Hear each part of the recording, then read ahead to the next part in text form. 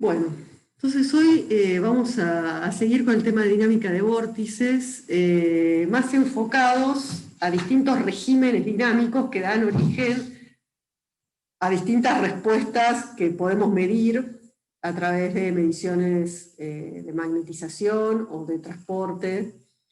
Y la clase que viene vamos a ver algo de dinámica alterna también. Hoy no. Y un poco también para contestar algunas de estas preguntas que me habían esbozado sobre qué pasa con la distribución de los vórtices y con la magnetización y con el campo interno en presencia de estos defectos, y cómo puedo saber algo sobre ella. Entonces vamos a tratar de abordar un poco algo de esa problemática que es bien compleja. O sea, es una temática que depende del material y de las situaciones. Son cosas que hoy por hoy todavía dan lugar a trabajos y a, digamos, no son dinámicas, no son temas completamente cerrados hoy en día. Son temas en los que todavía se está trabajando. Lo que vamos a ver hoy son modelos que existen desde hace mucho tiempo, pero el tema en general de dinámica de vórtice es un tema que hoy por hoy todavía es un tema en el que se trabaja, en que hay muchos grupos que están trabajando. Entonces, recordamos entonces que habíamos escrito ya desde la clase pasada y la clase pasada también, una ecuación de movimiento de un vórtice por unidad de longitud, que en principio la podíamos escribir pensando en la interacción de un vórtice con todos los demás vórtices, con todos los defectos del material, con una corriente externa, y le podíamos incluso agregar algún efecto debido a las fluctuaciones térmicas.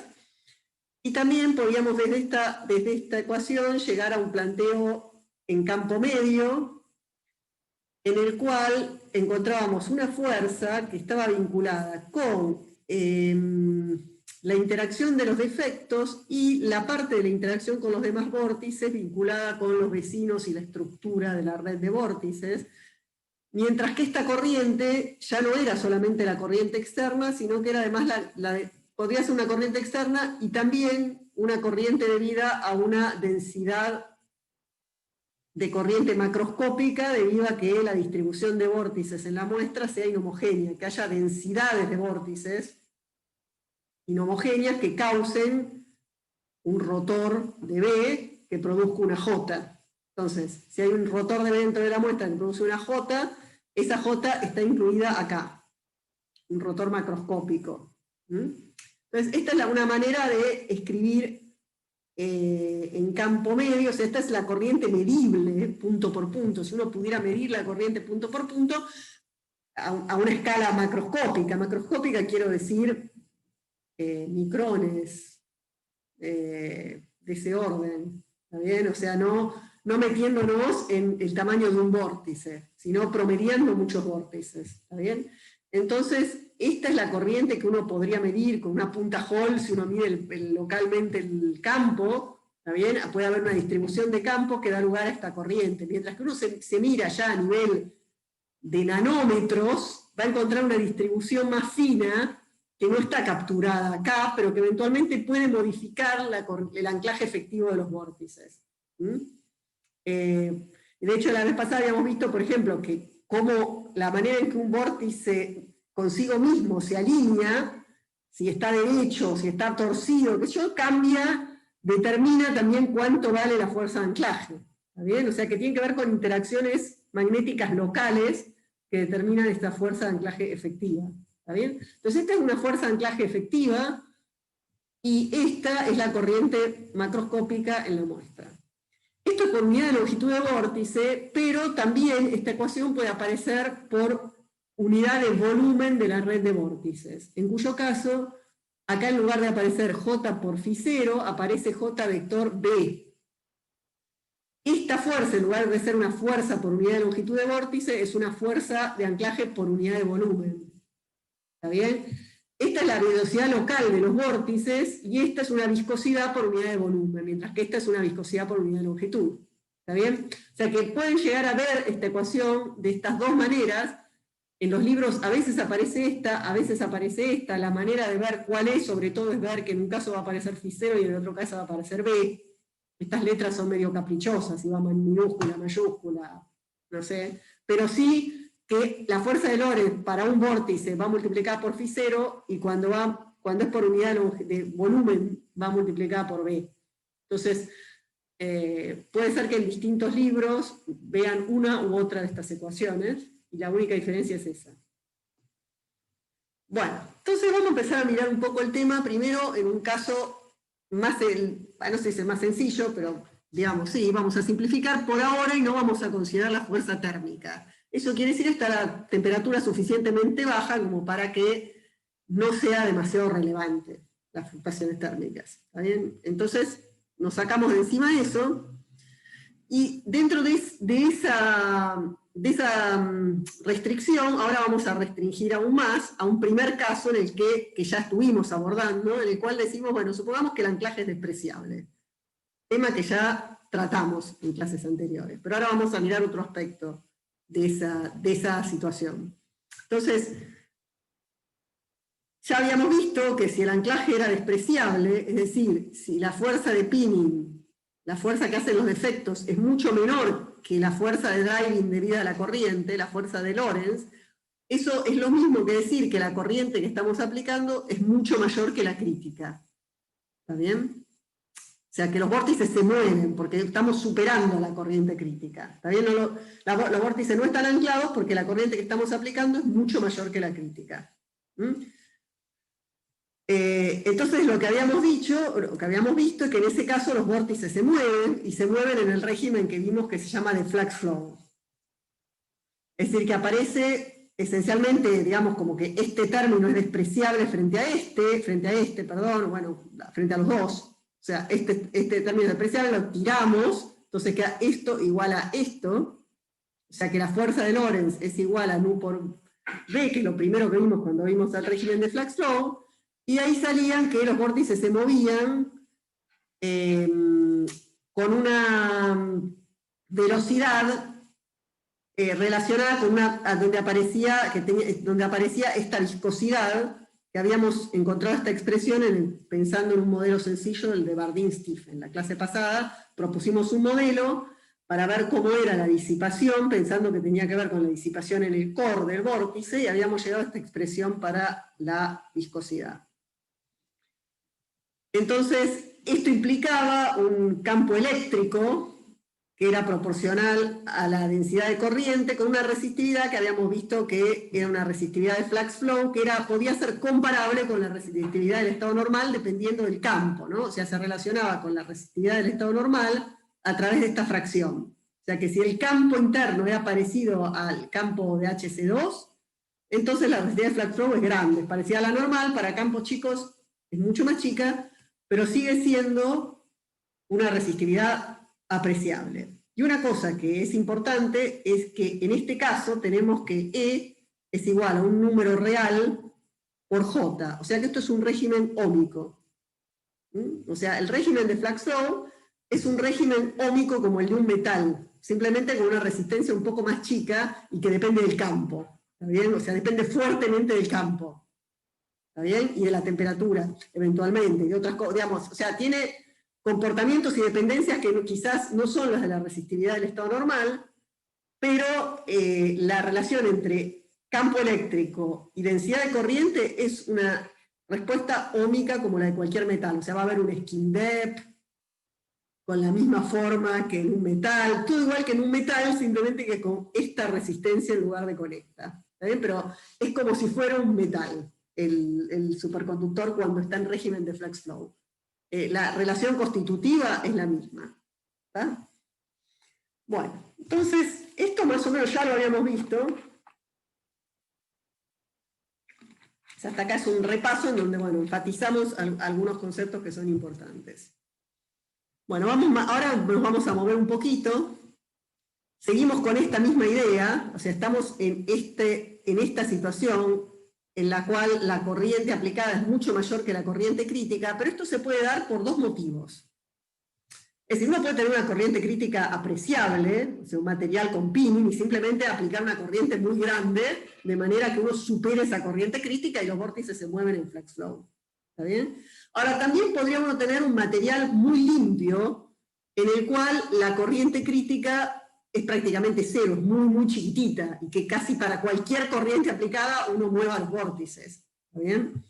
Eso se va a dar solo en muestras muy limpias, ¿no? En general ya dijimos que las muestras tienen defectos, que los defectos anclan los vórtices, pero muestras particularmente limpias, con muy baja densidad de defectos, puede ser que las corrientes críticas sean muy bajas.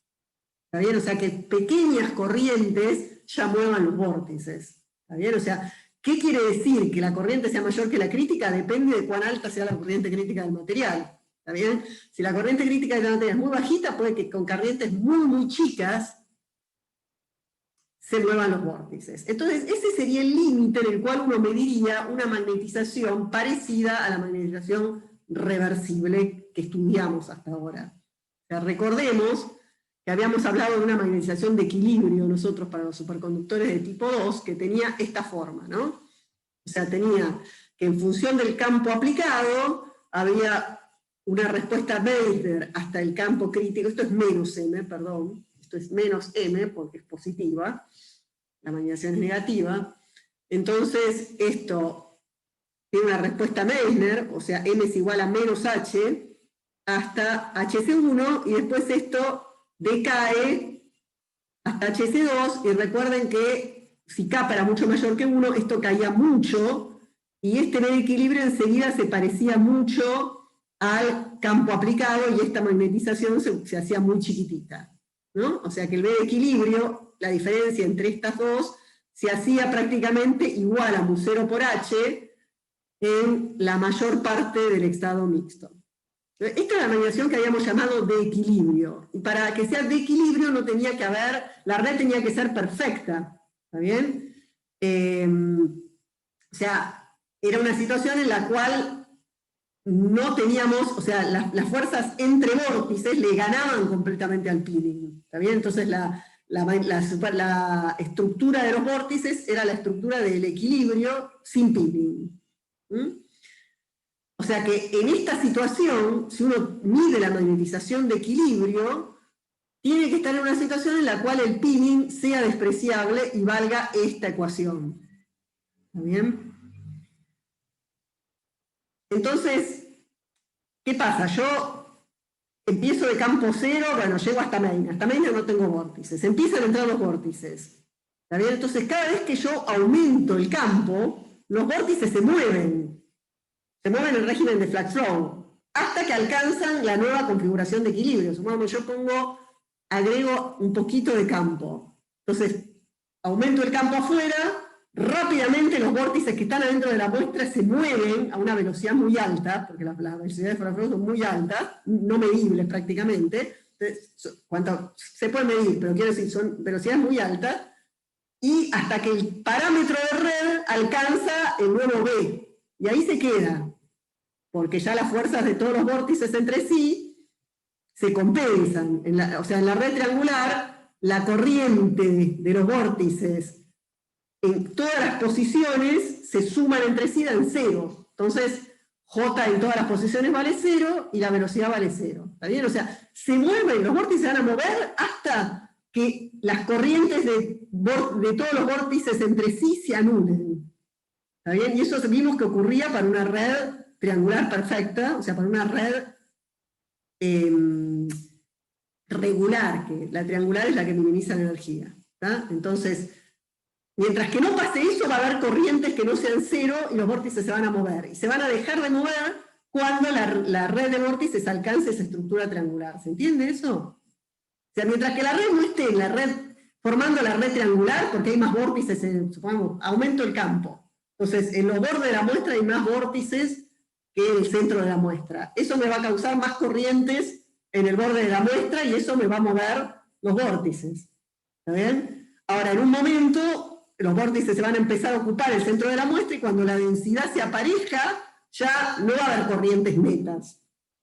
Entonces ahí se me queda quieto todo y alcanzo mi nueva magnetización de equilibrio. ¿Está bien? O sea que para cada campo los vórtices se mueven hasta que alcanzan la magnetización de equilibrio. Y eso pasa si no hay pinning. O sea, si no hay pinning, esa es la manera en la cual los vórtices van alcanzando punto a punto la magnetización de equilibrio. ¿Se entiende esto? Más o menos. Y lo que tiene característico esta magnetización es que si yo la aumento, va por este camino, pero si la disminuyo, va por el mismo camino. O sea, el punto de equilibrio depende solo del campo aplicado, no de si estoy aumentando o disminuyendo. ¿Está bien? O sea, para cada campo aplicado hay una densidad, que es la de equilibrio, y entonces esta curva es lo que decimos que es reversible. Reversible en el sentido de que da lo mismo aumentar o disminuir el campo, siempre voy a ir por el mismo camino. Entonces, eso es lo que uno esperaría idealmente en un superconductor sin pinning. Pero también puede ver algo bastante parecido a esto en un superconductor con muy bajo pinning. O sea, nunca va a tener pinning cero, después les voy a mostrar curvas, donde vamos a ver que hay superconductores con muy bajo pinning que tienen una curva medio parecida a esta, no exactamente igual porque no existe pinning cero, pero cuanto más bajo es cuanto más limpio es el material, más se parece la curva a esta. Entonces, esa es la magnetización reversible. Ahora, esto ocurre solo en esta situación muy particular, en la cual uno puede decir que desprecia la corriente crítica, que la corriente crítica es, a los fines prácticos, cero.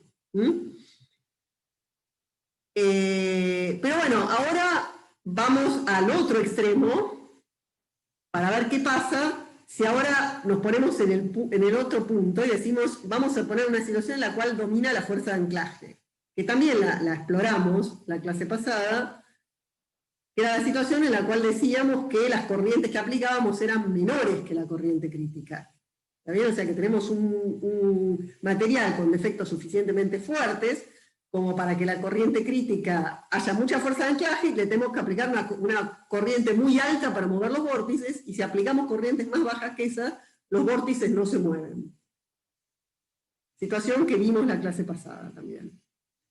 Entonces tenemos que la fuerza de pinning es mayor que la fuerza de Lorentz, es decir, que esta corriente es menor que la crítica, y por lo tanto los vórtices no se mueven.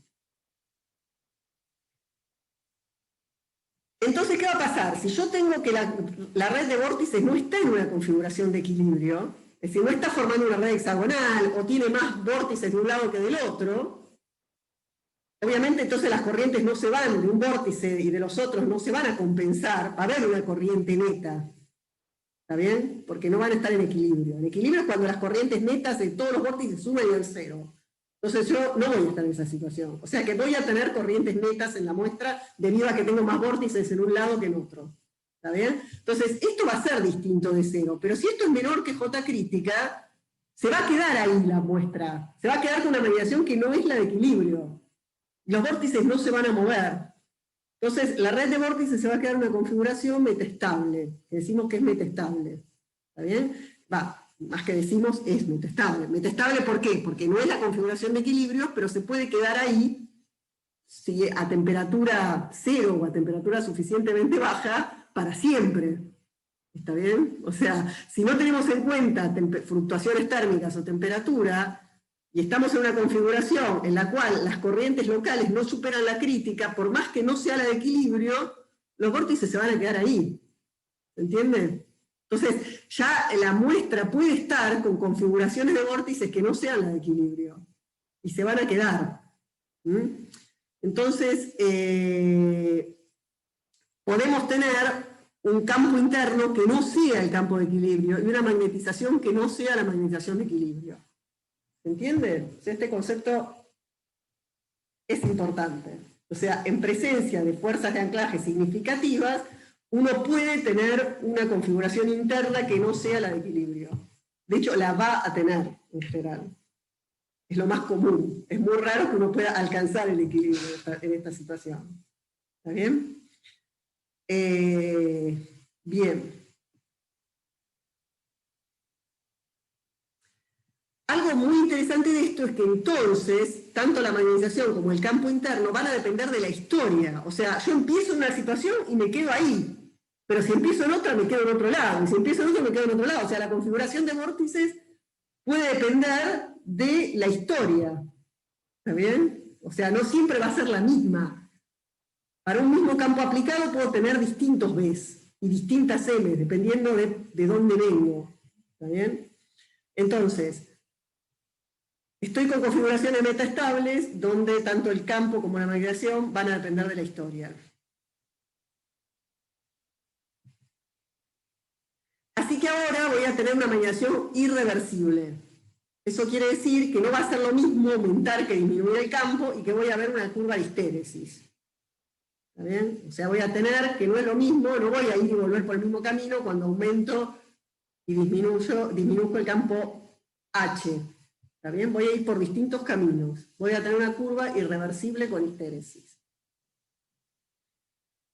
Entonces, el hecho de que las fuerzas de anclaje sean significativas me dan esto como primera medida. Tengo una magnetización, tengo estados metaestables, fuertes, robustos en la muestra, magnetización o campo interno que dependan de la historia, que no van a ser igual que los de equilibrio, y por lo tanto una curva MDH con histéresis.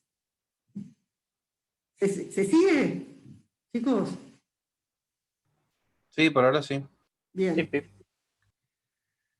Bueno, entonces, ¿cómo hacemos para cambiar el campo interno si los vórtices no se pueden mover? O sea, yo digo, los vórtices están anclados. ¿Está bien? Tengo un campo H afuera. Y ahora quiero aumentar el número de vórtices. Quiero aumentar B. Quiero poner los vórtices más juntos.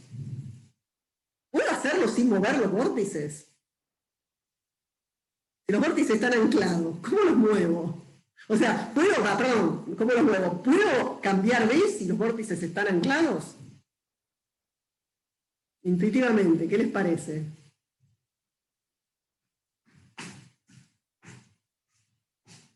Tiren una, pueden equivocarse.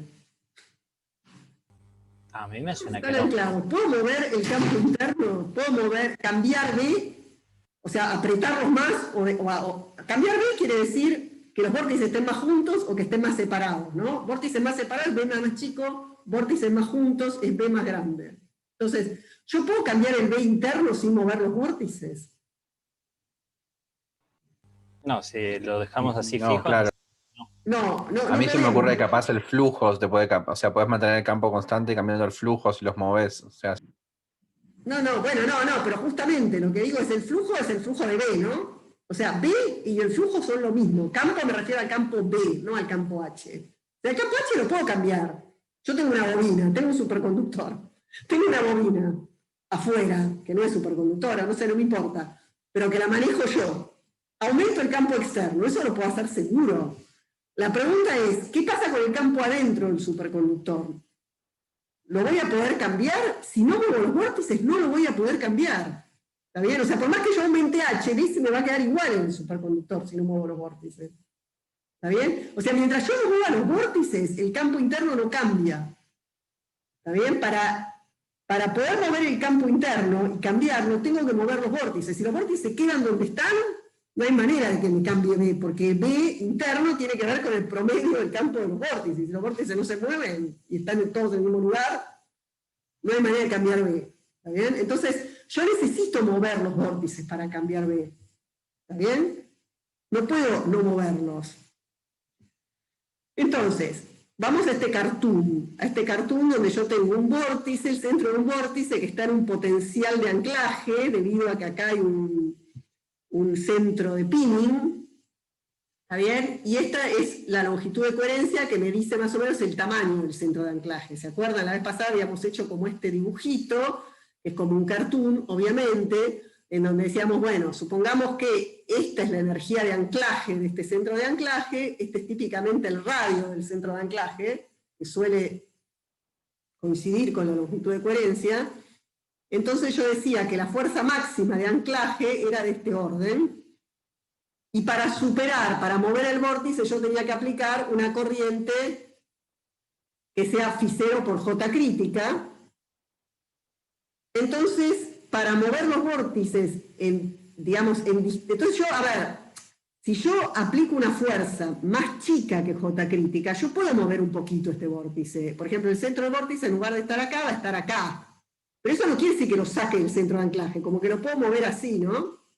Si aplico corrientes chiquitas, al vórtice quizás lo puedo hacer mover acá, pero no lo voy a sacar del centro de anclaje.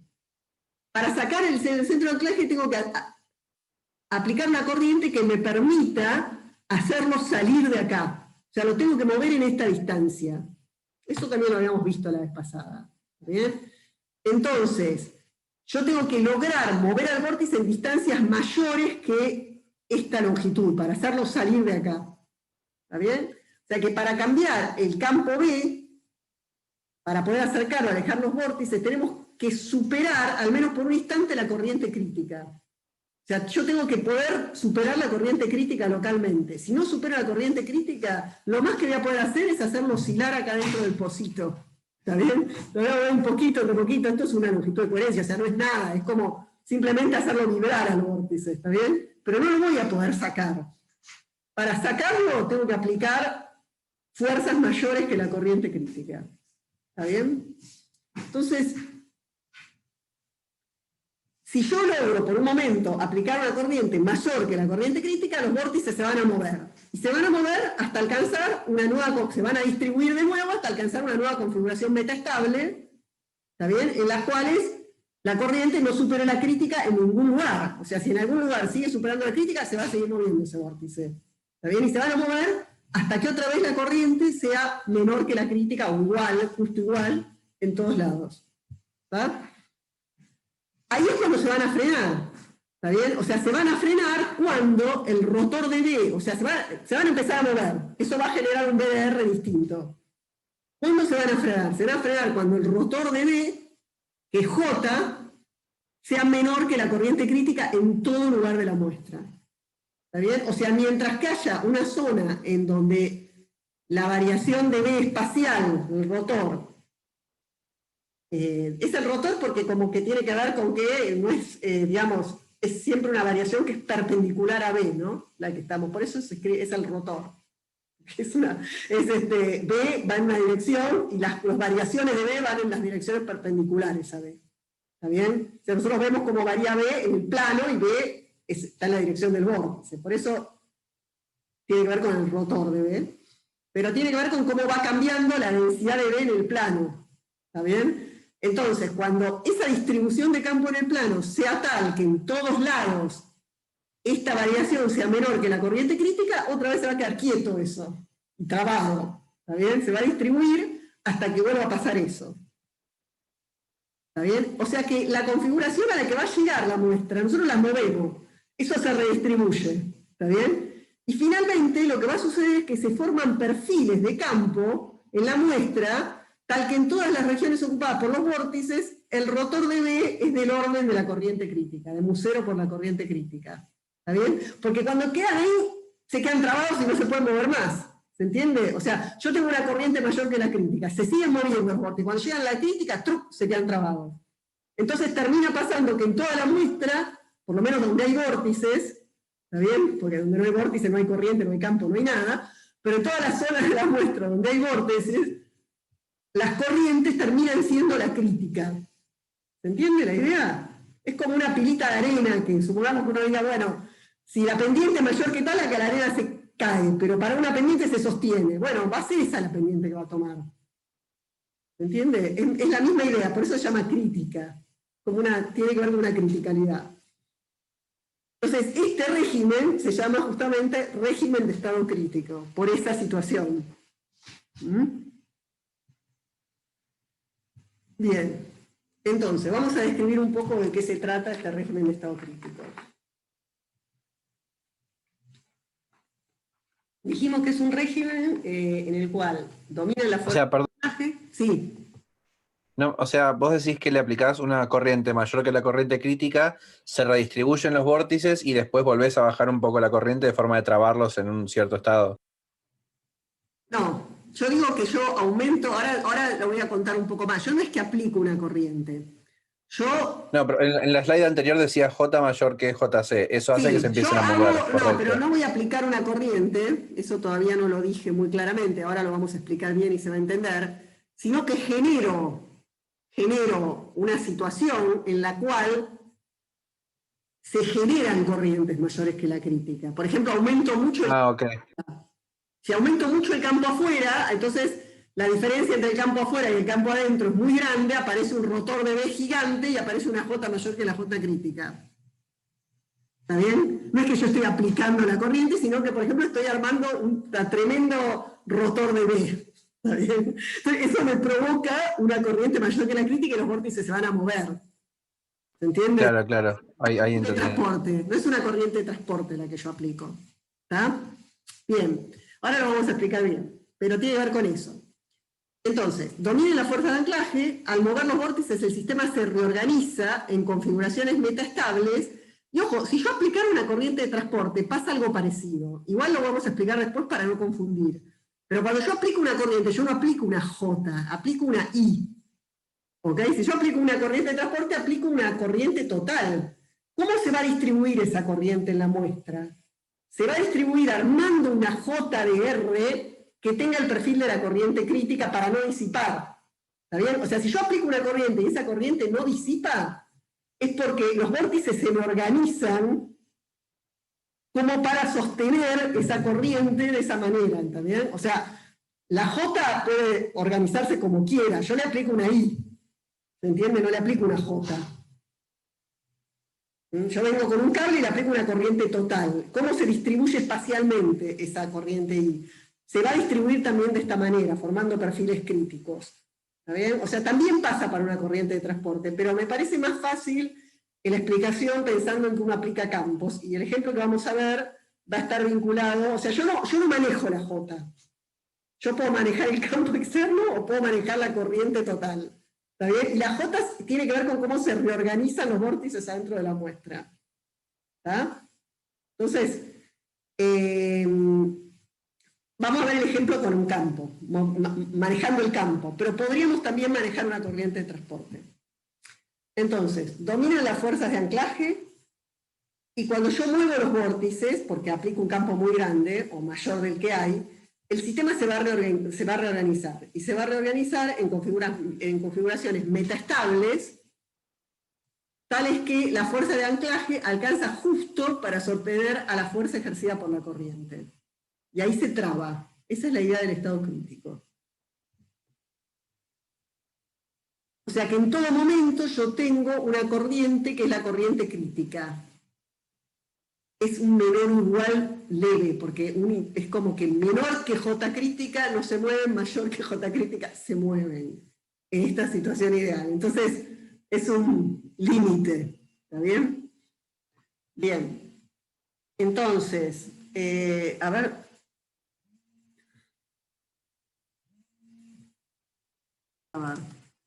Bueno, seguimos.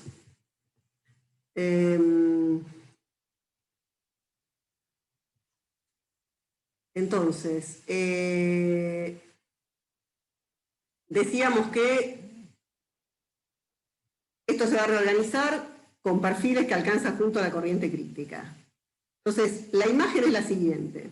Volvamos al cartoon en donde nosotros tenemos distintos centros de anclaje. En este cartoon son todos igualitos, equiespaciados y demás. Este es nuestro, digamos, nuestro landscape, lo que sería el paisaje de energía libre, de lo cual muchas veces hablamos, y lo que decimos es que en los centros de anclaje hay un mínimo, se minimiza localmente la energía libre, entonces al vórtice le gusta estar ahí. Es un cartoon esto, ¿no? Entonces, eso ocurre a densidad de corriente cero. Lo que hace la corriente es inclinar de alguna manera, o sea, la fuerza de Lorentz va a generar un potencial que va a estar inclinado en esa dirección, J por R, y que me va a torcer el paisaje de energía, de manera que el mínimo ahora no va a estar más acá, sino que va a estar acá. ¿Está bien? O sea que eso es lo que yo decía, los vórtices, cuando yo aplico una corriente menor que la corriente crítica, dejan de estar en el centro del pocito y se mueven a otro lugar del pocito. pero siguen quedándose adentro del pocito. ¿Está bien? O sea, no saltan de un pocito al otro. No pueden saltar de un pocito al otro, sino que se quedan acá. Simplemente se mueven un poquitito la posición central.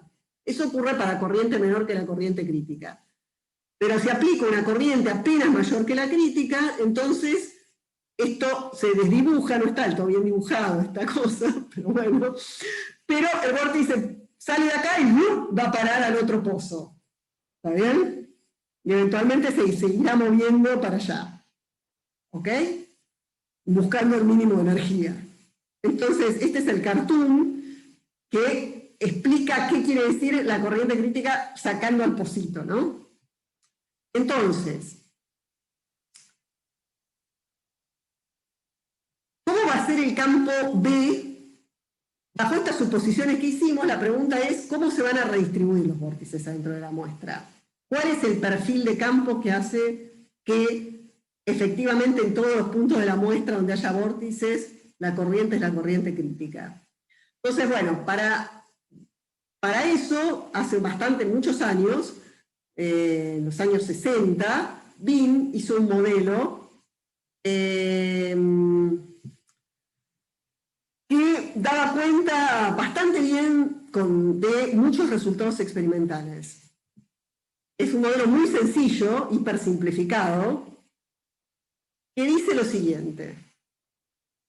Los vórtices no pueden salir de los centros de anclaje si la corriente es menor que la crítica. O sea, no tenemos en cuenta las fluctuaciones térmicas. Si están adentro de los pozos, no salen. O sea que las configuraciones metestables tienen vida infinita en el modelo de Wien. Ahora, al superar la corriente crítica, el movimiento hasta alcanzar una nueva configuración metestable es, entre comillas, instantáneo. O sea, no enseguida, o sea, se mueven muy rápido, se van a mover muy rápido. La velocidad es a la que se mueve, la velocidad de flat flow, da tiempos que son más grandes que los tiempos de observación. Entonces van desde una configuración metestable a otra configuración metestable en tiempos que considero despreciables. Y además, otra aproximación es que la corriente crítica no depende del campo B. O sea que si se va modificando el campo B, yo sigo pensando que la corriente crítica vale siempre lo mismo. ¿Está bien? Cosa que en la práctica no es así. O sea, la corriente crítica no depende de B mientras los vórtices estén muy aislados y estén anclados individualmente, pero una vez que los vórtices empiezan a ver unos con otros, la corriente crítica empieza a depender del campo. ¿Está bien? Entonces, pero bueno, en este modelo sencillo, la corriente crítica no depende del campo. Entonces la idea de este modelo es que mientras yo no supere la corriente crítica, no hay disipación, los vórtices no se mueven y el campo eléctrico es cero. Y cuando supero la corriente crítica, el campo crece a lo bestia hasta llegar a la respuesta de flux flow. O sea, esto como que es una cosa completamente discreta. En la práctica obviamente esto no es así, o sea, esto es más redondeado, pasa algo parecido, pero es más redondeado, pero esta es la idea del estado crítico, ¿está bien? Entonces, vamos a ver qué pasaría con el campo interno de un superconductor en una geometría muy sencilla, que ya conocemos de memoria, que es una plancha superconductora infinita de ancho 2D sin factor de magnetizante. Es nuestra geometría preferida. Macroscópica, o sea, con la longitud del hondo muchísimo más chica que el tamaño de la muestra, en un superconductor que tiene capa mucho mayor que 1, o sea, donde entonces podemos considerar que el campo adentro y el campo afuera, el campo de equilibrio es muy parecido, el campo interno de equilibrio es muy parecido al campo aplicado, una vez que supero al HC1, y además pienso que la corriente crítica es independiente del campo, o sea, tengo todas estas suposiciones, ¿está bien? Entonces tengo mi superconductor acá, ancho 2D, esta es mi zona normal, y acá con naranja estoy graficando el campo aplicado. No sé, en lugar de una liñita, les dibujo para que se vea un poco más, digamos, hasta la altura a la cual tengo el campo aplicado. Entonces, si el campo es muy chiquitito, voy a estar en Meissner. O sea, acá tengo campo y acá no hay nada naranja. Si no hay nada naranja es que el campo es cero, salvo en la longitud del hondo, que es muy chiquitita, justo ahí en el borde. ¿Está bien? No tengo penetración, o sea, mi plancha está en Meissner. Lo que va a valer en todo momento es que la magnetización promedio va a ser igual a B de X por DX menos mu0H, porque H no depende de, o sea, en esta geometría no depende de la posición, ¿no? O sea que esto es B menos H, M es B menos H, pero H lo puedo sacar afuera, ¿está bien? Así que la integral esta de mu0H me da directamente esto, y solo tengo la integral de B, ¿se entiende esto? O sea, la integral de M es 1 sobre 2D por la integral de B menos H de X, B de X menos H de X. Pero la integral de H de X dividido 1 sobre 2D da H, que es el campo aplicado. ¿Está bien? Así que esta es la expresión de B siempre. Y además, en esta geometría, tengo que el rotor de B igual a mu0J me da esto. Me da de B a D, D está en Z, o sea que de B a DX es mu0 por J. O sea, la variación en esta dirección, esto lo vimos muchas veces, ¿no? Ya, o sea, las J están en I, voy a hacer esto, las J están en I, los campos están en B, los gradientes están en X, las dependencias están en X.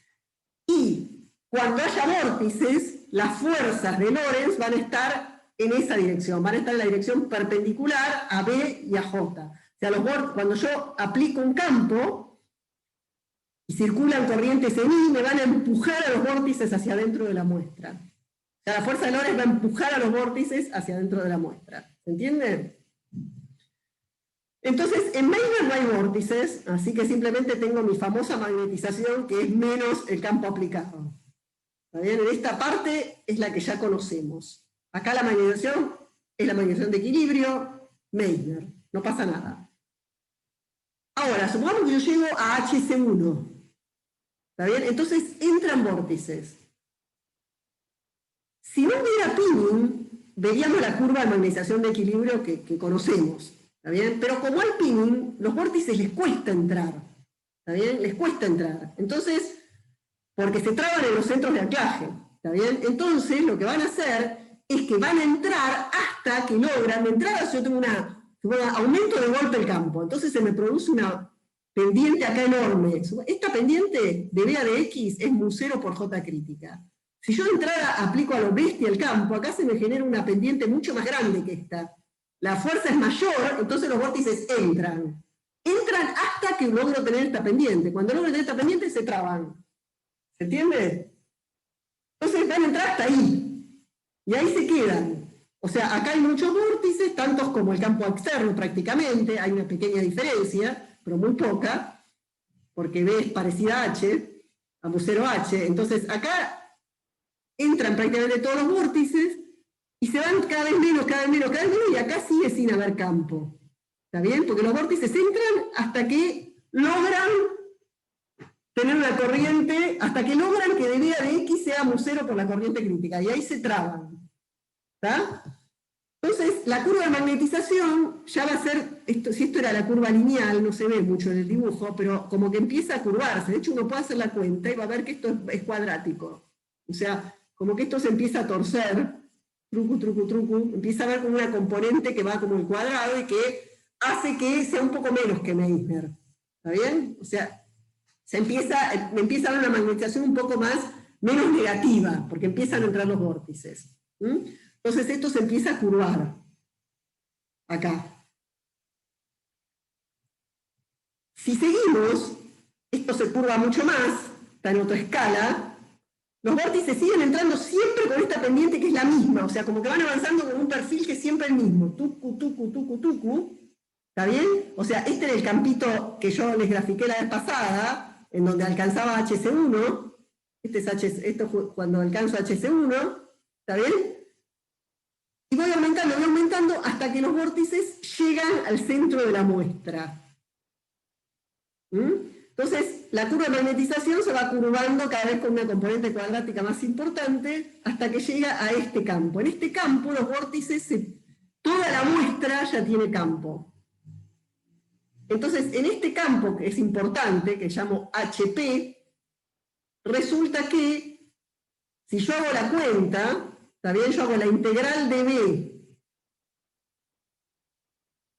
la integral del B interno, que es esta parte, estos dos triángulos, ¿no? Estos dos triángulos de acá. Son la integral del B interno. Menos la integral del H, mu 0H, que sería todo este triángulo, todo este rectángulo, perdón, me queda esta cosa, este triángulo de acá, que es la corriente crítica por D sobre 2. O sea, esto es la magnetización, o sea, la diferencia entre la integral de B y la integral de H, justo cuando toco el borde de la muestra. O sea que en este punto la magnetización es J crítica por D sobre 2. Si ahora sigo aumentando el campo, ya no puedo hacer más nada acá, porque ya toqué. Entonces lo que va a pasar es que simplemente se me va a quedar este triangulito acá y simplemente va a empezar a ver cada vez. O sea, esto va a subir todo igual manteniendo este triangulito, ¿se entiende? Porque no puedo, ya más que eso, no los puedo juntar más, ¿está bien? Entonces va a empezar a pasar esto, y eso quiere decir que fíjense que la magnetización me va a quedar igual, o sea, siempre va a ser esto, este triangulito, este área, va a ser igual, ¿está? O sea, este área es igual a este área, entonces lo que va a suceder es que a partir de ese campo la magnetización me queda constante, valiendo J crítica por D sobre 2. ¿Ok? Y en principio, si yo digo que la corriente crítica no depende del campo, yo podría aumentar el campo, aumentar el campo, y siempre quedaría constante. En la práctica eso no va a pasar, porque como les digo, la corriente crítica depende del campo. Pero si uno se sueña este modelo, eso quedaría constante para siempre si uno aumenta el campo. ¿Está bien? Ahora, yo llego a un campo máximo y digo, bueno, ahora lo voy a disminuir. Entonces, cuando disminuyo el campo, lo que pasa es lo siguiente. Bajo el campo. Los vórtices ahora la fuerza es para el otro lado. Trata de sacar a los vórtices. Pero los vórtices están trabados. No quieren salir. ¿Está bien? Van a salir siempre y cuando la pendiente sea mayor que la crítica. Pero cuando logran que esta pendiente, módulo, sea igual a la crítica, se traban. Entonces se forman estas estructuras.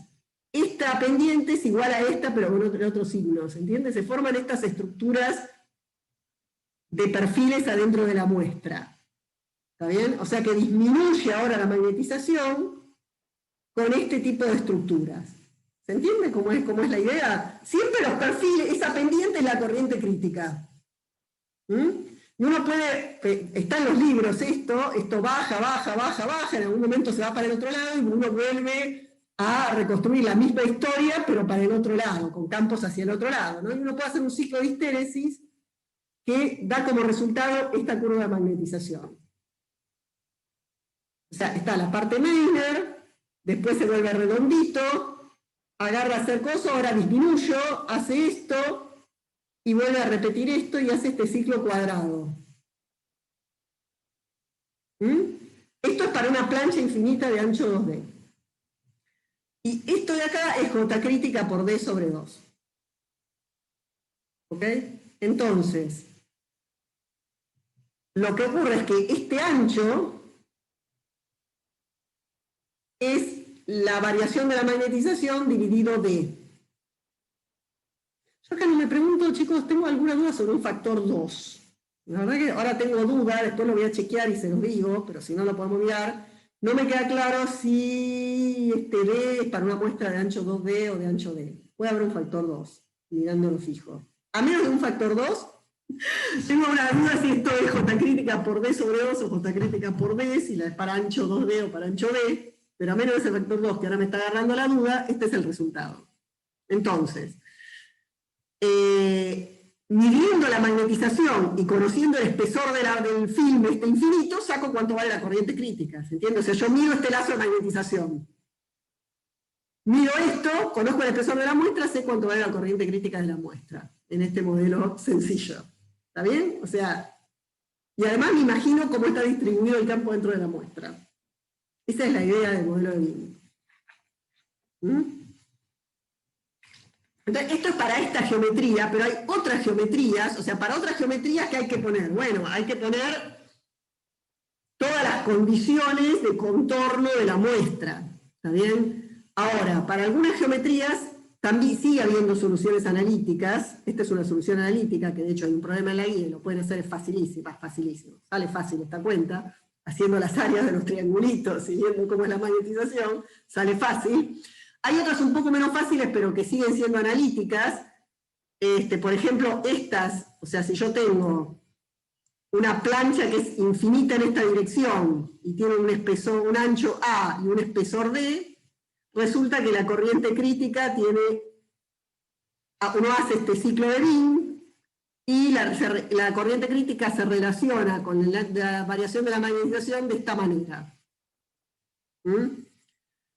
Si ahora yo tengo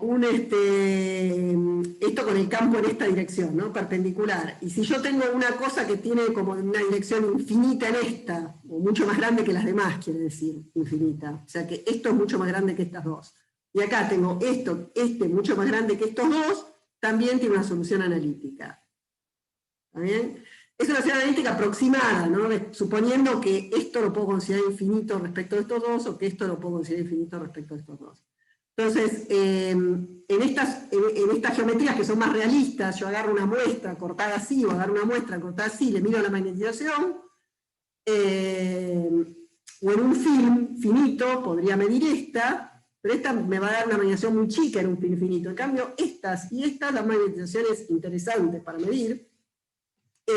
Y bueno, y tengo esta relación entre la corriente crítica y la magnetización que mido. O sea que esta es una forma, como les decía la vez pasada, de medir corrientes críticas. Y puedo medir corrientes críticas todo lo altas que yo quiera. ¿Está bien? O sea, no hay una limitación con que me disipan los contactos, nada. Yo agarro una muestra superconductora a recontra baja temperatura, y mientras que logre llegar al campo ese del cual llego al centro de la muestra y volver, mido ese ancho del lazo y ahí saco cuánto vale la corriente crítica. ¿Está? O sea que es muy útil esto, y de hecho es así como se miden las corrientes críticas en la mayor parte de los superconductores. Se miden por magnetización. Entonces, midiendo un lazo de magnetización y conociendo las dimensiones de la muestra, puedo estimar la corriente crítica. Por supuesto que este es un modelo muy idealizado. Se pueden hacer cosas mejores, pero esta es la idea. ¿Se entendió, chicos? ¿Esto? ¿Se siguió? Sí. Bien. Sí, perfecto. Esto es idealizado, pero no tanto. Ahora vamos a ver hasta dónde es idealizado y hasta dónde no. Hasta dónde no. Por ejemplo, esta es una imagen de magneto-óptica de un monocristal cortado en cuadraditos, con una forma cuadrada. Entonces, la muestra superconductora. Esto es a campo muy bajo, de manera que esté en Meissner. Negro quiere decir ausencia de campo. Ahora aplico un campo más grande, esto es algo que mide unos 3 milímetros, es una muestra macroscópica, y estos son los perfiles de campo que se arman en este cuadradito. Esto es un resultado experimental, o sea, no es un dibujo.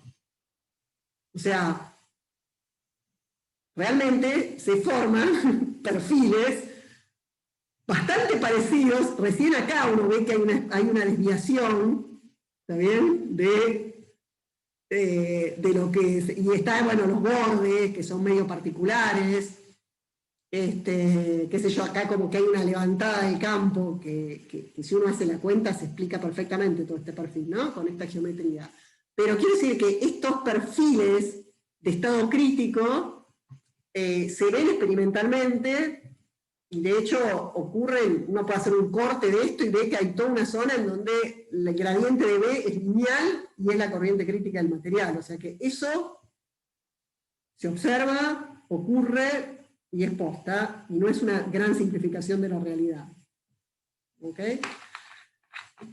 Pero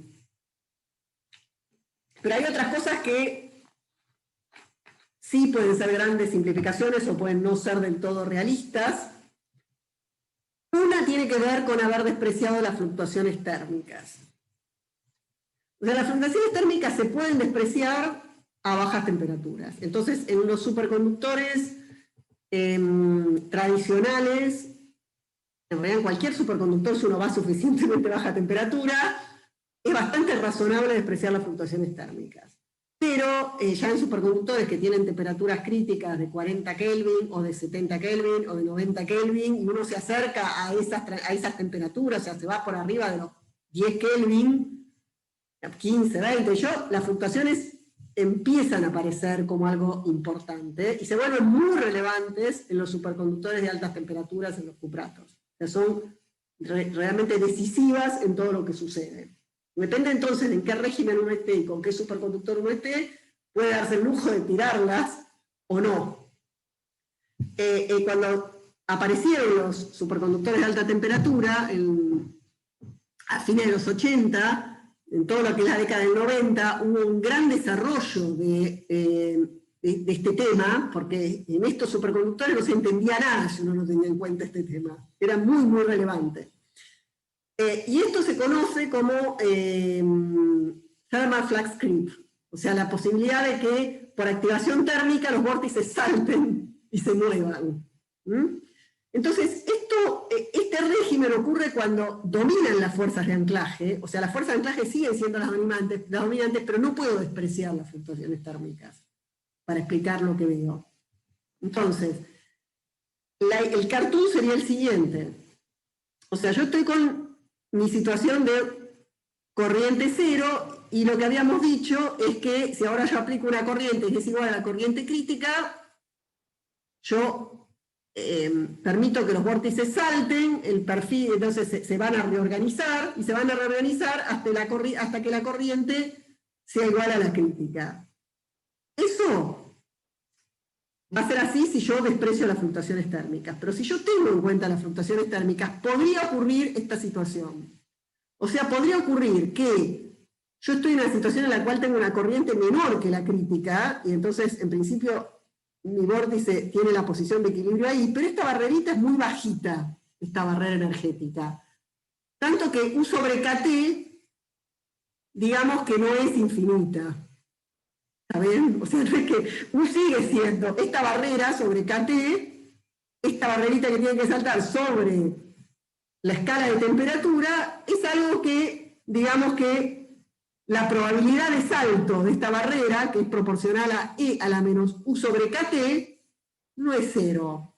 ¿Está bien? Es apreciable. Entonces, por más que yo tenga una corriente menor que la crítica, lo que va a hacer esa corriente es inclinar la cancha, hacer que esta barrera sea mucho más alta que esta, de manera que esta es imposible, es muy poco probable, pero esta es probable. Entonces los vórtices no van a ir para cualquier lado. Si saltan, van a saltar para allá. O sea, la corriente me inclina la cancha, hace que sea probable que los vórtices se muevan para un lado térmicamente y no se muevan para el otro. ¿Está bien? Pero después va a depender de la temperatura, cuán fácil es que se muevan si tengo una corriente menor que la crítica. ¿Está bien? Entonces, esa es la idea del flux creep. Entonces, uno puede pensar que entonces... Profe, disculpe. Sí. ¿Podría volver a repetir lo último? Sí. A ver, en general uno tiene que en estas... cuando uno tiene el tema de las fluctuaciones térmicas, esta idea tiene que ver con que cuando uno está a una temperatura no nula, hay cierta probabilidad, que depende de la temperatura, de que por activación térmica, o sea, que aparezca, la idea, digamos, conceptual sería, puede aparecer una cantidad, digamos, puede aumentar localmente o temporalmente la energía, ¿está bien? Por eso se habla de fluctuaciones térmicas, de manera de que mi vórtice gana, por una cuestión estadística, te lo estoy contando de una manera muy, quizás poco precisa, pero que quizás conceptualmente se entienda, hay una cierta probabilidad de que de pronto mi vórtice gane un poco de energía para pegar este saltito. ¿Está bien? Entonces, ¿qué probable es que pegue ese saltito? Bueno, la probabilidad tiene que ver con es exponencial y tiene que ver con cuán alto es este salto en relación a KT, que es mi energía térmica, la típica escala de la energía térmica. O sea, si yo estoy en una temperatura muy baja, entonces KT va a ser muy chiquito, ¿está bien? Y esto de acá va a ser 0, U sobre KT va a ser un número muy grande, y E a la menos un número muy grande va a ser 0. Entonces yo estoy en una temperatura muy baja, ¿está bien? O estas energías, estas activaciones son muy altas, en cualquiera de esos dos casos, este número acá es muy grande, y entonces esta probabilidad es muy chiquita. Puede ser 0, puede ser, bueno, la probabilidad es que un vórtice salte una vez cada 10.000 años, bueno, es lo mismo que nada, ¿está bien? O que salte una vez cada un año, bueno, no sé, no me sirve, ¿está bien? No se va a mover el vórtice. Ahora, si yo veo que hay una cierta probabilidad de que el vórtice salte, qué sé yo, que una de cada, no sé, una vez por segundo, bueno, entonces se me van a saltar los vórtices, cada tanto, poquito, porque poco es un vórtice. Pero bueno, van a saltar, pueden saltar, también es estadístico. Eso es un valor medio, pueden saltar menos, pueden saltar más, es una probabilidad, ¿está bien? Pero cuanto más alta es la temperatura en relación a esta barrerita, más probabilidad hay de que los vórtices salten por activación térmica. ¿Mm? Bien. Entonces,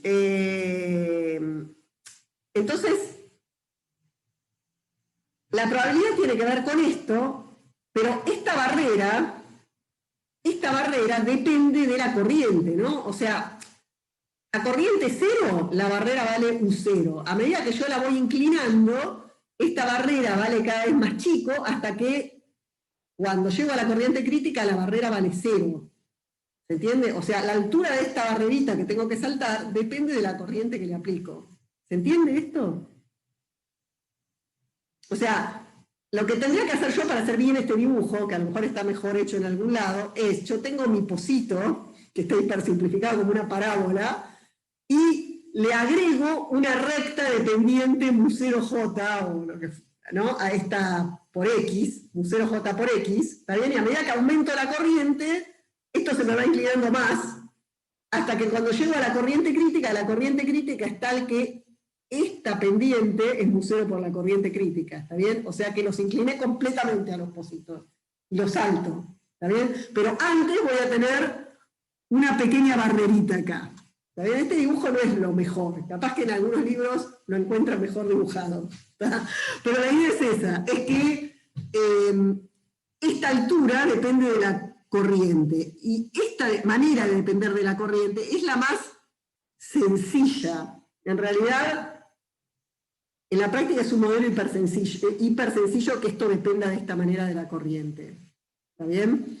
Pero bueno, es una idea de por qué esa barrera puede depender de la corriente. Entonces, esta barrera en principio siempre depende de la corriente, o sea que la probabilidad es proporcional a una exponencial de E a la menos U de J sobre KT. Entonces, esta es una probabilidad, pero además hay como una especie de frecuencia característica que lo que diría es lo siguiente. Pruebo una vez, saltó con esta probabilidad. Pruebo otra vez, saltó sí o no con esta probabilidad. Pruebo otra vez, ¿entiende? O sea, uno tiene una frecuencia de prueba en la que, digamos, de alguna manera, cada vez que prueba, se fija si tira una cosa tipo E a la menos U sobre KT, y eso le da una probabilidad de que, qué sé yo, 1 sobre 100 quiere decir que de cada 100 veces que pruebo, una vez va a saltar. ¿Está bien? Y la frecuencia con la que pruebo está dada por esta frecuencia característica. Y esta es una distancia típica que puede tener que ver con la distancia entre defectos o con... no importa. Más allá de eso, esto termina dando como una especie de velocidad característica. O sea que la velocidad es una velocidad característica por E a la menos U de J sobre KT. Bien. Entonces uno puede escribir un campo eléctrico asociado a este desplazamiento. Recuerden que los vórtices son un campo que se está moviendo, ¿está bien? Entonces, bueno, el campo eléctrico asociado a este movimiento de vórtices va a tener esta pinta. sea, los vórtices que están moviendo en esa dirección con esa velocidad, ya creo que alguna vez habíamos escrito cómo se vinculaba el campo eléctrico de un vórtice moviéndose a una determinada velocidad, y aparece naturalmente esta escala de distancia, uno la usa para calcular el campo eléctrico en relación a la velocidad, y aparece este campo eléctrico que va a tener que ver con esta frecuencia característica, B, y esta probabilidad de saltos. Bien. Entonces, lo que va a ocurrir es que este campo eléctrico va a dar una pequeña disipación, pero es una disipación muy chiquita, porque esto es un número chiquito. O sea, ahora estamos pensando en una disipación, pero es una disipación que puede ser, si esa probabilidad es muy baja, puede ser ni medible, ¿está bien? Pero en principio va a aparecer un campo eléctrico porque los vórtices algo se van a mover. ¿Está? Bueno, entonces, si el perfil relaja poco, o sea, si esta corriente de acá, a ver, porque ¿qué pasa? Esta parte creo que lo tengo que contar de otra manera. Los vórtices se van a mover. Cuando se mueven, ¿qué pasa cuando un vórtice se mueve? Yo tengo un perfil así de vórtices. Los empiezo a mover, el perfil relaja. O sea, la corriente va a ser cada vez más chica, cada vez más chica, cada vez más chica, ¿se entiende? A medida que los vórtices se mueven, lo que ocurre es que van tendiendo al equilibrio. O sea, yo, por ejemplo, aplico un campo externo, genero un perfil crítico. Los vórtices tienen U igual a 0, o sea, la probabilidad de salto es altísima. Saltan. Empieza a relajar el perfil, pero la corriente es cada vez más chica, entonces la probabilidad de salto es cada vez más chica y cada vez saltan menos, saltan menos, saltan menos, ¿entiendes? Pero esto va relajando, el perfil va relajando. Entonces, si esa corriente es parecida a la corriente crítica, es apenas un poco menor que la corriente crítica, entonces puedo pensar que este U de J va lineal con la corriente. Este es un modelo que propusieron Alderson Kim, donde lo que dicen es, bueno, este saltito de acá vale 0 en la corriente crítica, y cuando pongo una corriente cercana a la corriente crítica empieza a aumentar esta profundidad lineal con la corriente crítica. Es una propuesta que es la más sencilla que uno puede hacer, para pensar cómo depende ese U de J de... Pero si uno piensa en un potencial cuadrado, da esto. En un potencial, digamos, que va como X al cuadrado, ¿no? Da algo así.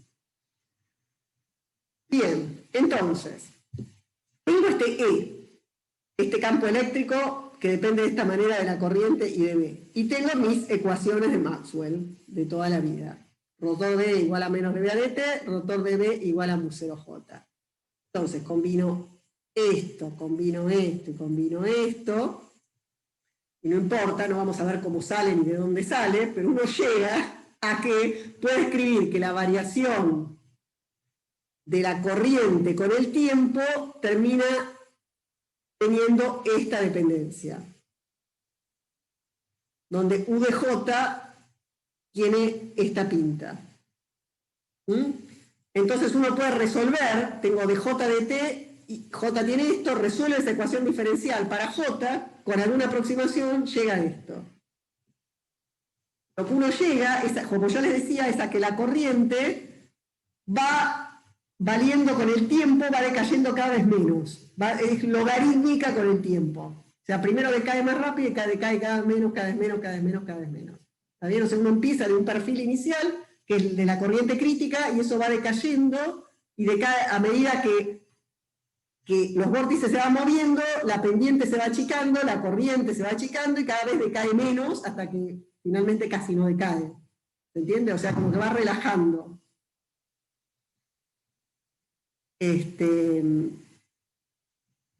sea, lo que se puede mostrar es que si domina el pinning, ese perfil decae todo junto. O sea que en toda la muestra la corriente es la misma, simplemente que primero es la crítica, después es más chica, más chica, más chica, pero se siguen formando perfiles de corriente constante, simplemente que cada vez son más chicos.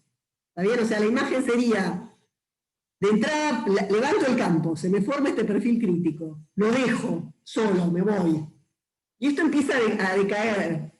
¿Está bien? O sea, el perfil es más chico que la corriente crítica, cada vez más chico, pero la velocidad con la cual va cambiando esta corriente, que depende del tiempo, es cada vez menor. ¿Se entiende? sea, primero decae un montón y después me mata, que al final ya no decae nunca. Se me queda porque la probabilidad ya es muy baja. ¿Se entiende? O sea, como que relaja, pero relaja cada vez menos. O sea, que uno tiempo a tiempo sigue teniendo un perfil que sigue el modelo de Beam, pero esta magnetización tiene una corriente que depende del tiempo. ¿Está? O sea, uno tiene un modelo de Beam, pero con una magnetización, con una corriente que ya no es la crítica, sino que va dependiendo del tiempo. Entonces, este modelo lo que predice, el modelo Anderson-King, es que esta dependencia es la logarítmica que vimos recién. ¿Está? Ustedes dicen, bueno, qué rebuscado todo esto. Sin embargo, en los experimentos se mide bastante bien esto. O sea, por ejemplo, esta es una muestra de magnesio boro 2. Esta es la magnetización en función del tiempo. ¿Está bien? Estos son minutos, fíjense. Estos son unas horas. ¿Está bien? La estamos midiendo durante unas horas. Fíjense que cambió muy poquito, ¿no? Esto es m sobre la m inicial, o la m de t0. Empieza en 1, y después de varias horas es 0.985. O sea, uno tiene que poderlo medir con cierta precisión esto. ¿Está bien? Pero se ve claramente que esto decae, y que si uno hace un gráfico log-log, esto es logarítmico. ¿Está? O sea que esto funciona bastante bien en muchos casos. La verdad que esto es una muestra de magnesio boro 2 que tiene una temperatura crítica de 40 Kelvin. Esto no sé a qué temperatura está medido exactamente esta curva, pero digo, es un superconductor de una temperatura relativamente alta. Si uno quiere medir esta relajación en un superconductor de baja temperatura, no la puede medir, no la ve. ¿Está bien? Y en un high TC es mucho más brutal. ¿Está bien? Es mucho más visible. Esta es una cosa intermedia.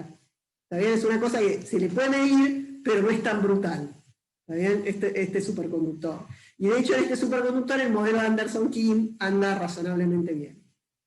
Entonces, nada, para mostrarles que esto es un experimento posta, y efectivamente ocurre que el perfil este relaja.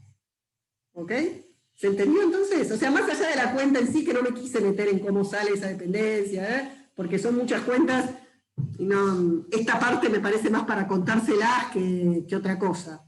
Así que no me quise meter demasiado en las cuentas, pero sí me importa que se entienda conceptualmente de qué se trata y cuál es el efecto que tiene la activación térmica en las propiedades. O sea, la conclusión es, a temperatura finita, ¿me sirven estos superconductores? Sí, me sirven, porque después de un rato de relajar, esto se queda. O sea, sigue habiendo una especie de corriente crítica efectiva, que es un poco más chica que la que hubiese, la que yo podría tener si esto no relajara. ¿Está bien? O sea, si no relajara, tendría una corriente crítica un poco más grande. Bueno, como tengo activación térmica, voy a tener una corriente crítica efectiva, un poco más chica, pero sigue siendo parecida. ¿Está bien? O sea, no es una cosa que me impida que el superconductor funcione, esta activación térmica. ¿Ok? Bien. Entonces, esto es, después vamos a ver algunas otras fenomenologías de la activación térmica que sí son mucho más, ¿cómo puedo decir?, determinantes, pero las vamos a ver en la clase que viene, conceptualmente importantes. Pero esta es muy importante para tener en cuenta para aplicaciones, o sea, es algo que hay que tener en cuenta, la existencia de estos efectos. Bueno, pero ahora veamos algunas otras cosas que van más allá del caballo esférico que les mostré recién, que son también, esto tómenlo más como una charla, o sea, a partir de acá lo que queda de la clase es más una charlita. O sea, lo que me parece que ustedes les tienen que quedar para resolver la guía 5, que es la que tiene que ver con esto, es qué es el modelo de Beam, qué es el modelo de estado crítico, cómo es la ecuación de movimiento de vórtice, cómo se puede sacar una curva de magnetización a partir de una geometría sencilla, cuál es la relación, digamos, cuáles son las suposiciones y cómo puedo estimar eso. Ahora, después, que existe el CRIP, también lo tienen que saber, pero no vamos a meter con cuentas de CRIP complicadas. Y todo esto se los voy a contar, pero no entra en los problemas. sea, de acá a estas cositas que les voy a contar ahora, en lo que el final de la clase. Entonces, una cosa que hay que tener en cuenta son los factores geométricos, ¿no? Como siempre. Entonces nosotros lo que hemos visto es que los factores geométricos en general lo que hacen es dar un factor de magnetizante, o sea, una relación te cambia del campo interno y eso, bueno, hace que haya que tener en cuenta eso en las condiciones de contorno para resolver el problema electromagnético. Pero cuando hay vórtices, los factores geométricos traen otras consecuencias, porque los bordes actúan como una especie de hacen como de barrera geométrica. O sea, generan unos efectos geométricos bastante llamativos.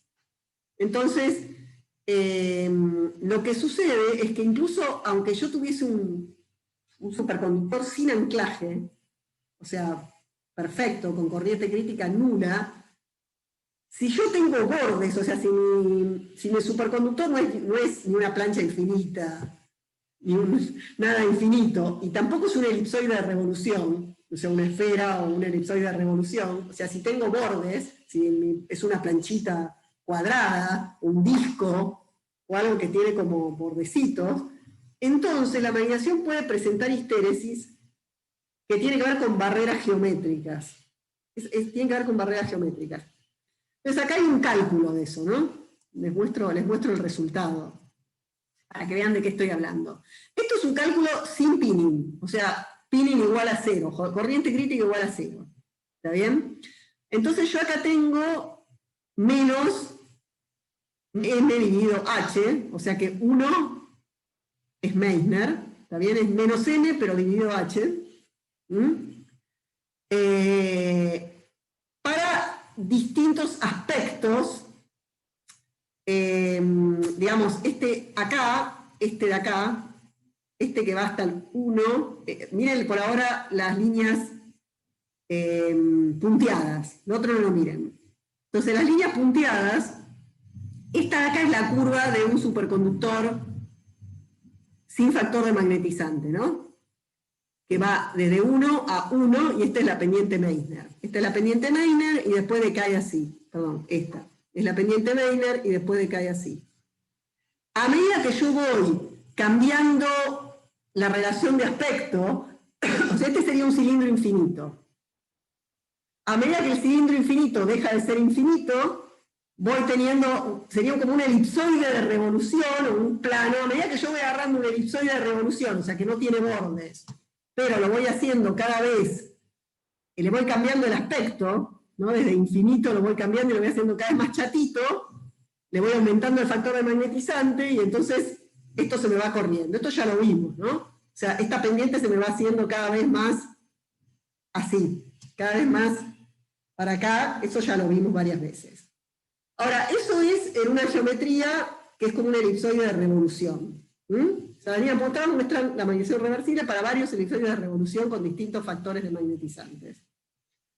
Ahora, si yo en lugar de poner una elipsoide de revolución pongo un disco con bordes, lo que me aparece cuando uno hace la cuenta es esto, ¿no? Como que va por un camino, en lugar de hacer esta curva, va por un camino, acá se vuelve reversible, y cuando vuelve cerca de HS1, vuelve por otro camino. O sea, queda como una histéresis acá cerca de HS1, que tiene que ver con que a los vórtices les cuesta más entrar y les cuesta más salir. O sea, el vórtice, el borde ese, hace como una especie de barrerita cerca de HS1. O sea, cerca de HS1 los vórtices tendrían que poder entrar, pero los bordes le dificultan la entrada y después le dificultan la salida. Entonces me aparece como una especie de histéresis alrededor de HS1. Esa histéresis no tiene que ver con ninguna fuerza de pinning ni con ningún anclaje, sino que tiene que ver con la forma de la muestra. Sale de hacer un cálculo electromagnético con cuidado, teniendo en cuenta eso. Entonces, bien, así que eso es algo que importa si las corrientes críticas son muy bajas y uno está cerca de respuestas que aparezca. Esto se ve solo en una muestra sin corriente crítica, ¿está bien? O con corriente crítica muy baja. Entonces, esos efectos pueden aparecer. Bueno, ¿qué otras cosas raras? Ay, perdón, me fui. ¿Qué otras cosas raras pueden aparecer? Bueno, esto no es raro, esto es lo más común del mundo. Estos son lazos de magnetización reales, ¿no? Este es un lazo de magnetización medido en una muestra cerámica de magnesio boro 2. Estos son teslas, o sea, esto llega hasta 2 teslas, entonces empieza en Meissner, después hace esta cosa redondita que dice el modelo de BIM, ¿está bien? Pero acá en lugar de seguir derecho, empieza a achicarse. ¿Y por qué empieza a achicarse? Porque la corriente crítica depende del campo. ¿Está bien? O sea, a medida que aumento el campo, la corriente crítica es cada vez más chica. ¿Está bien? Entonces, este ancho del lazo, ¿se acuerdan que delta M habíamos dicho que era proporcional a la corriente crítica en BIM? ¿Está bien? Por algún factor geométrico que depende de la geometría. ¿Está? Pero resulta que la corriente crítica me va dependiendo del campo. Entonces, a medida que yo aumento el campo, esto se va haciendo cada vez más chiquito. Eso es re común, mucho más común que se quede igual. ¿Está bien? Entonces, se produce este lazo que tiene esta característica y que es un típico lazo de histéresis de un superconductor. O sea, generalmente este es como el lazo más limpito que se puede ver en un superconductor, que suelen tener esta forma. ¿Tá? Porque la corriente crítica depende del campo. Ahora, localmente se me forman esos perfiles de corriente. ¿Está bien? Entonces, localmente vale el modelo de BIM. Simplemente que para cada campo voy a tener una corriente crítica que me va a depender del campo. O sea, sigo pudiendo usar el modelo de BIM, simplemente, y de hecho puedo calcular cómo depende la corriente crítica del campo aplicado con estos lazos. ¿Tá? O sea, puedo suponer como una buena aproximación que el ancho del lazo es proporcional a la corriente crítica para ese campo B. ¿Ok? Y de hecho, así se mide la dependencia de la corriente crítica del campo B en los superconductores. Es la manera en que se mide. Entonces, esto ocurre en la realidad. Otra cosa que van a ver acá es que esto está torcido. Fíjense que no es simétrico del todo respecto de este plano, sino que está un poco torcido. Está un poco torcido porque cuando los campos son bajos, fíjense que este es HC, o sea, acá yo tengo la zona de HC1, ¿no? Entonces, en esta zona, donde tengo Meissner, en toda esta zona, la magnetización es significativa respecto del campo. Entonces, el campo interno, acá sí yo tengo que B y H son iguales, el B de equilibrio y el H son iguales, pero acá no, en esta zona el B de equilibrio y el H no son iguales. O sea, tengo una diferencia entre el campo aplicado y el campo interno. ¿Está bien? Y el campo aplicado y el campo interno me importan. Entonces, acá la magnetización hace que B sea...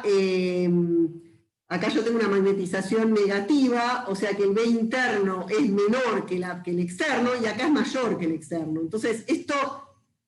O sea, B y H no son iguales. Tengo como que corregir, porque la corriente crítica me depende de B, no me depende de H. Y esto está graficado en función de H. ¿Se entiende? O sea, yo, para ver cómo es la corriente crítica dependiendo de B, primero tendría que hacer una especie de corrección, porque lo tengo como medio torcido al lazo. ¿Por qué les explico todos estos detalles? Porque cuando les dé curvas experimentales para analizar, quizás se encuentran con estas cosas. ¿Está bien?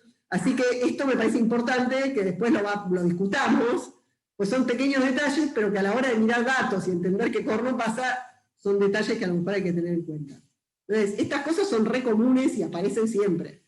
Pero básicamente lo que predice el modelo de BIM se cumple. O sea, se ve este lacito que va, vuelve y hace este caminito. ¿Ok?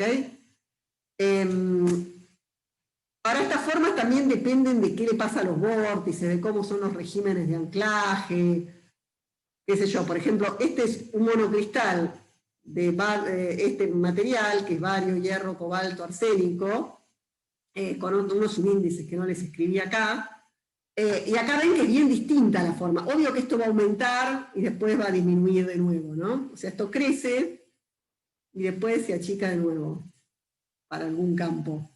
¿Está? Pero tiene como este mínimo acá, que tiene que ver con alguna cosa de la dinámica de vórtices en la cual no nos vamos a meter, pero claramente acá la corriente crítica tiene como una especie de anomalía. O sea, disminuye, vuelve a aumentar y después vuelve a disminuir con el campo. ¿Ok? ¿Y por qué no podemos ir allá? Porque estos ya son 5 teslas. O sea, el imán pongámosle que dé hasta 7 teslas. Este imán. O sea, nunca voy a llegar, para esta temperatura a la cual se hizo este experimento, la corriente crítica, o sea, el HC2, el campo al cual, digamos, la corriente crítica se me hace 0, es mucho más grande que el campo que le puedo aplicar. ¿Está bien? Probablemente puedo aplicar campos mucho más grandes que los que me da el imán este. O sea, me tendría que ir a campos muy grandes para que este lazo se me cierre. No llegué. ¿Está bien? Acá todavía tengo una corriente crítica importante. ¿Está? Entonces, estos son lazos reales de magnetización de distintos materiales que, como ven, tienen un comportamiento parecido al de BIM, siempre empiezan desde acá, hacen en esta escala casi no se ve esta parte, pero está, si uno hiciera un zoom, ¿no? O sea, esto de acá, si hago un zoom, quizás se parece a esto. Lo que pasa es que está en una escala muy achicadita, ¿está? No, bueno, estas son el tipo de lazos experimentales que se miden en superconductores reales. Estos son datos experimentales que sacamos nosotros. Estos son nuestros, ejemplos de cosas que medimos en el laboratorio.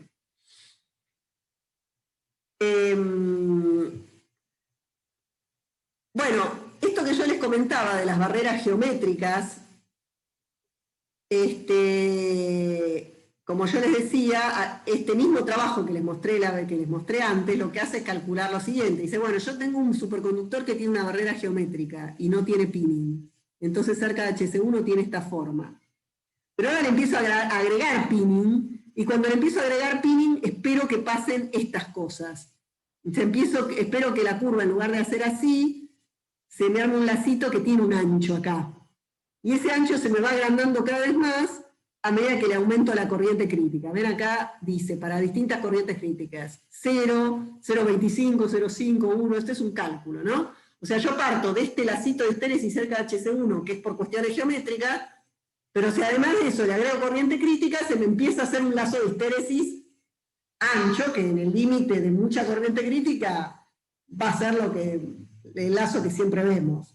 ¿Está bien? O sea, como que yo puedo combinar para corriente crítica muy baja esta respuesta, ¿no? Que es la que uno espera para la magnetización reversible. Este lazo punteado es el de la magnetización reversible, que uno espera magnetización reversible sin ningún tipo de barrera geométrica. Este lacito de acá se abre por culpa de la barrera geométrica, y después, arriba de la magnetización reversible, se empieza a armar la magnetización irreversible. O sea, la magnetización irreversible se le suma a la reversible. ¿Está bien? Lo que pasa es que a veces es tanto más grande que la reversible ni se ve. En los superconductores que yo les mostré acá, no es que no está la irreversible, pero es tan chiquita que prácticamente solo en esta zona se ve un poco, que es lo que yo les contaba. Pero después ni se nota, porque la corriente crítica es muy grande y la magnetización irreversible es muy grande al lado de la reversible. Pero hay superconductores con muy baja corriente crítica donde eso no pasa. ¿Tá? Por ejemplo, estas son curvas reales también, pero de un superconductor con una corriente crítica muy baja. ¿Tá? Entonces, fíjense que la curva es muy parecida a la de un superconductor de tipo 2 tradicional, pero tiene como un anchito alrededor de esa curva que tiene que ver con una corriente crítica muy chiquita que tienen estas muestras.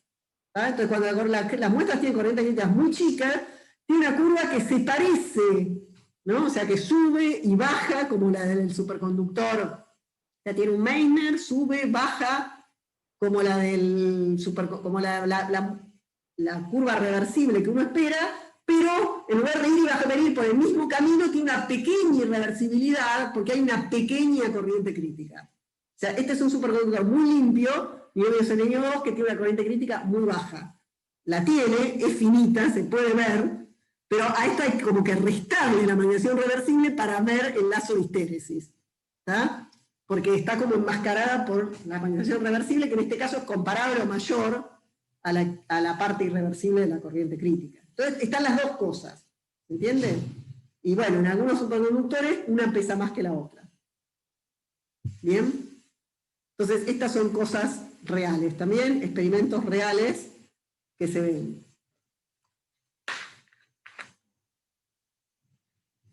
Bueno, finalmente hay cosas más locas, en las cuales no nos vamos a meter en los experimentos que vamos a mirar nosotros. pero que se ven muchísimo, ¿no? Esto quizás no es tan raro, no sé, apareció acá, que son estas cosas estas cosas que se achican y después se vuelven a agrandar, que yo les mostré algún ejemplo, ¿no? Este es un material donde depende, para algunas temperaturas esto tiene esta forma normal, pero a partir de otras temperaturas aparece esto que les mostré antes, que es que la curva se achica y después se agranda, ¿no? Se llama efecto cola de pescado. Y estas son las cosas más locas que les quería mostrar. Por ejemplo, esto es una película delgada observada por magnetoóptica. Entonces, para algunas condiciones, lo que ocurre es que localmente algún tipo de efecto de la película hace que los vórtices entren en algunas regiones. Cuando entran, como la película es muy delgada, esa entrada de vórtices produce una disipación, esa disipación calienta localmente a la película y eso hace que localmente aumente la temperatura en ese lugar y eso hace que la corriente crítica se vaya al diablo en ese lugar porque aumentó la temperatura y entonces se producen como estas especies de fenómenos críticos, de avalanchas de vórtices, que tienen que ver con inestabilidades térmicas locales, que se dan en algunas condiciones.